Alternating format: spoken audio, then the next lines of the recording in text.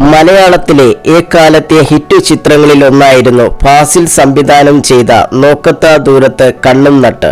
കേരളത്തിൽ 100 ദിവസത്തോളം തിയേറ്ററുകളിൽ പ്രദർശിപ്പിച്ച ചിത്രത്തിന് പിന്നിൽ ആരുമറിയാത്ത ഒരു കഥയുണ്ടെന്ന സംവിധായകനും നടനുമായ ആലപ്പി അഷ്റഫ് പറയുന്നത്. ഒരിക്കലും വിജയിക്കില്ല എന്ന് എഴുതി തള്ളിയ ചിത്രം വിജയത്തിലേക്ക് എത്തിയത് എങ്ങനെയാണെന്നും ആലപ്പി അഷ്റഫ് പങ്കുവെക്കുന്നുണ്ട്. തന്റെ യൂട്യൂബ് ചാനലിലൂടെയാണ് സംവിധായകൻ ഈ കാര്യങ്ങൾ തുറന്നു പറയുന്നത്. ഫാസിലിന്റെ ചില ചിത്രങ്ങൾ തിയേറ്ററുകളിൽ വിജയിക്കാതെ പോയ സമയത്ത് എടുത്തതാണ് നോക്കത്താ ദൂരത്ത് കണ്ണും നട്ട്. പുതുമുഖങ്ങളെ അണിനിരത്തിയാണ് ചിത്രം ചെയ്യാൻ ഫാസിൽ തീരുമാനിച്ചത്.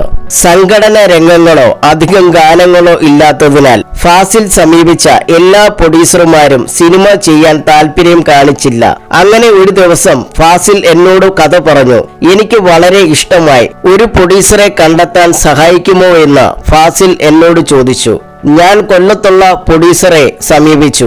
എന്നാൽ ഫാസിലിന്റെ ചിത്രങ്ങളൊന്നും ഇപ്പോൾ ഓടുന്നില്ല, നഷ്ടമാകും എന്ന കാഴ്ചപ്പാടായിരുന്നു അവർക്ക്. അവസാനം ഞാൻ അദ്ദേഹത്തെ കൊണ്ട് സമ്മതിപ്പിക്കുകയായിരുന്നു. സിനിമയിൽ മമ്മൂട്ടിയും മോഹൻലാലും റഹ്മാനും ഉണ്ടാകുമെന്നായിരുന്നു ഫാസിൽ അന്ന് പറഞ്ഞത്. എന്നാൽ ഷൂട്ട് ആരംഭിച്ചതോടെ മമ്മൂട്ടിക്ക് എത്താൻ പറ്റാത്ത സാഹചര്യമായി. അങ്ങനെ ആ മമ്മൂട്ടിയുടെ വേഷം ഫാസിൽ തന്നെയാണ് അഭിനയിച്ചത്.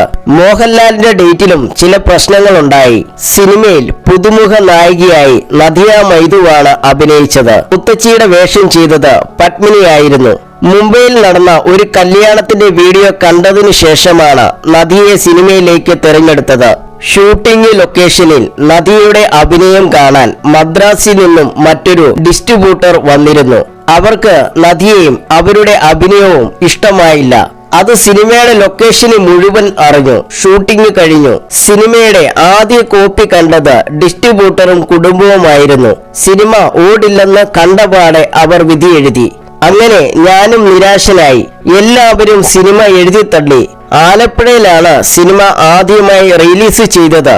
കുറച്ചുപേർ മാത്രമായിരുന്നു സിനിമ കാണാൻ വന്നത്.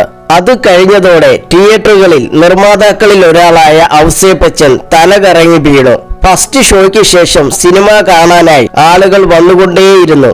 അങ്ങനെ ആ സിനിമ സൂപ്പർ ഹിറ്റായി. റിലീസ് ചെയ്ത് 100 ദിവസവും സിനിമയുടെ പ്രദർശനം നടന്നുകൊണ്ടിരുന്നു. ചിത്രത്തിന്റെ തമിഴ് റീമേക്കും വൻ വിജയമായിരുന്നു. അതിലും നദിയാണ് അഭിനയിച്ചത്. ആലപ്പി അഷ്റഫ് പങ്കുവച്ചു.